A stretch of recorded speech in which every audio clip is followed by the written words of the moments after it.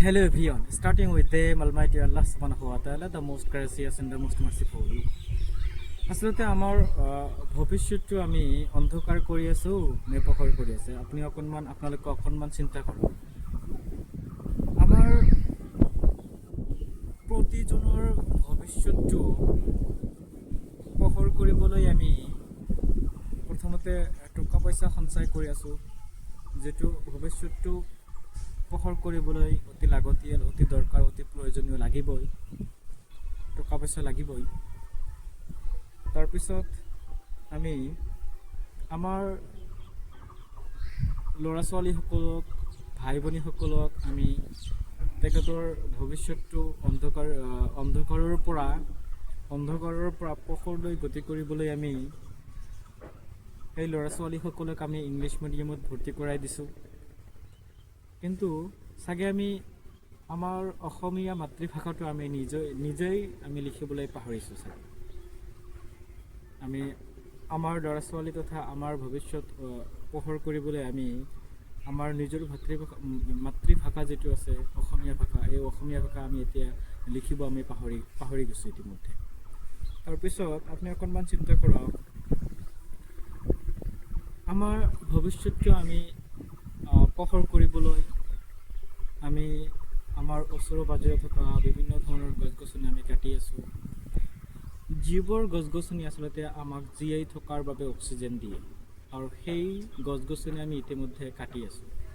আকৌ এটা কথা চিন্তা কৰক, গছ গছনি কাটিবও লাগিব, নাকাটিলেও আকৌ নহয়। গছ গছনি কাটিব লাগিব আৰু আমাৰ খেতি বাতি কৰিব লাগিব। তাৰপিছত গছ গছনি কাটি আমাৰ ঘৰ বাৰী আকৌ বনাব লাগিব, ব্ৰিজ বনাব লাগিব। এইবিলাক নবনালেও আকৌ নচলে, আকৌ কাটিলে আকৌ দিগদাৰ। মানে কেনেকুৱা পাজেল লগা এটা কথা, আপোনালোকে অকণমান চিন্তা কৰক। তাৰপিছত আমি জীয়াই থকাৰ বাবে আমাৰ গাড়ী চলাব লাগিব, আৰু আমি গাড়ী চলাওঁতে আমাৰ যি ধোঁৱা ওলায়, সেই ধোঁৱাৰ পৰা বায়ু প্ৰদূষণ হৈ আছে। যি অক্সিজেনৰ যি মাত্ৰা, এই মাত্ৰাটো হ্ৰাস পাই আছে, কমি গৈ আছে। এতিয়া আপোনালোকে অকণমান চিন্তা কৰক যে আমি পৃথিৱীত জীয়াই থাকিবলৈ হ'লে আমি গাড়ীখন চলাবও লাগিব, গাড়ী ব্যৱহাৰ কৰিবও লাগিব, সেই বাইকখন আমি চলাবও লাগিব, সেই বাছখন আমি চলাবও লাগিব, বা বাছত এঠাইৰ পৰা আন ঠাইলৈ যাবও লাগিব। আকৌ বাছ চলালে আকৌ পৃথিৱীৰ বায়ু প্ৰদূষণ হয়, বায়ু প্ৰদূষণৰ ফলত অক্সিজেনৰ মাত্ৰা কমি যায়। কেনেকুৱা মানে পাজল লগা কথা। মানে আমি ভৱিষ্যতটো আমি পোহৰ বিচাৰোঁ, তথা পোহৰ বিচাৰি এইবোৰ কাম কৰি আছোঁ। আকৌ এইবোৰ কাম নকৰিলে আজিৰ বৰ্তমান অৱস্থা আকৌ বেয়া, বৰ্তমানৰ ভৱিষ্যতটো অকণমান পোহৰ নোহোৱা হৈ পৰে। তেনেকুৱা পাজল লগা এটা কথা। আকৌ খেতি বাতি কৰি আছোঁ, খেতি বাতিত সাৰ প্ৰয়োগ কৰিব নালাগে, ৰাসায়নিক সাৰ প্ৰয়োগ কৰিব নালাগে, ৰাসায়নিক সাৰ আমি প্ৰয়োগ কৰি আছোঁ। আকৌ খেতি প্ৰয়োগ কৰাৰ ফলত মাটিৰ যি উৰ্বৰতা শক্তিখিনি হ্ৰাস হৈ আছে। আকৌ আজি যদি আমি খেতি বাতিত ৰাসায়নিক সাৰ যদি প্ৰয়োগ নকৰোঁ, খেতি বাতি নহ'ব। খেতি বাতি নহ'লে আমি আকৌ কি খাই পৃথিৱীত জীয়াই থাকিম। কেনেকুৱা পাজল লগা কথা। আপোনালোকে অকণমান চিন্তা কৰক, হয়নে নাই? অকণমান চিন্তা কৰক। আচলতে আমি এই পৃথিৱীত জীয়াই থকাৰ বাবে বিভিন্ন ধৰণৰ কৰ্মৰাজিৰ লগত জড়িত, বিভিন্ন ধৰণৰ কাম কাজ আমি কৰি থাকোঁ, বিভিন্ন ধৰণৰ কামবোৰ আমি কৰি থাকোঁ। আৰু এই কৰি থকাৰ ফলত আমাৰ সকলোৰে এটাই উদ্দেশ্য যে আমাৰ ভৱিষ্যতটো যাতে পোহৰ হয়।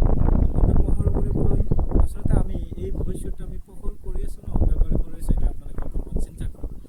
তাৰপিছত আচলতে আজিৰ পৃথিৱী যিমান গতিত আগবাঢ়ি আছে, আপুনি যদি গাড়ী পূৰা স্পীডত চলাই থাকোঁ, তথাপিও আজিৰ এই পৃথিৱীৰ বেগৰ লগত, পৃথিৱীৰ গতিৰ লগত আমি আচলতে গতি কৰিব নোৱাৰিম। তেনেকুৱা এটা কথা। আচলতে বিভিন্ন ধৰণৰ কৰ্মৰাজিৰ লগত আমি জড়িত হৈ আছোঁ, তথাপিও আমি ভাবি আছোঁ যে আমাৰ ভৱিষ্যতটো পোহৰ লাগে। কিন্তু আচলতে পোহৰ বিচাৰি আছোঁনে নে, আপোনালোকে অকণমান চিন্তা কৰক।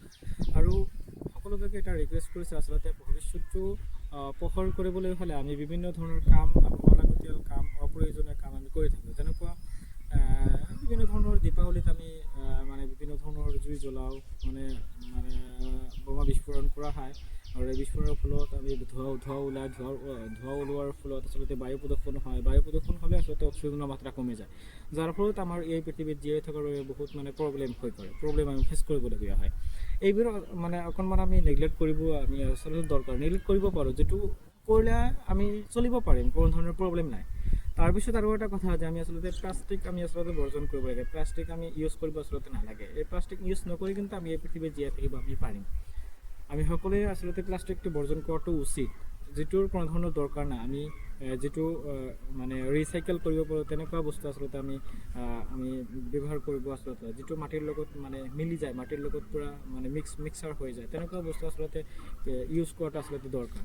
আচলতে আপোনালোকক আকৌ কৈছিলোঁ, আচলতে এই পৃথিৱীত আমি সকলোৱে আমাৰ ভৱিষ্যতটো আমি পোহৰ কৰিব বিচাৰোঁ, কিন্তু আচলতে পোহৰ কৰাৰ বিচাৰৰ ফলত যে আমি আমাৰ কাৰ্যকলাপ, আমাৰ এক্টিভিটি যে আমি কৰি আছোঁ, ইয়াৰ ফালৰ পৰা আপোনালোকে অকণমান চিন্তা কৰক। আমি আমাৰ ভৱিষ্যতটো আমি আচলতে আমি পোহৰ বিচাৰি আছোঁ, পোহৰ কৰি আছোঁ নে অন্ধকাৰ কৰি আছোঁ, এইটো আপুনি অকণমান মানে চিন্তা কৰক। আমাৰ পূৰ্বৰ আমাৰ ইয়াৰ পিছৰ যি জেনেৰেশ্যন হ'ব, এই জেনেৰেশ্যন আচলতে এই পৃথিৱীত ভালদৰে থাকিব পাৰিবনে নাই, তেনেকুৱা মেণ্টেলিটি আমি আচলতে নাই, আমাৰ কাৰোৱে নাই তেনেকুৱা আৰু মেণ্টেলিটি।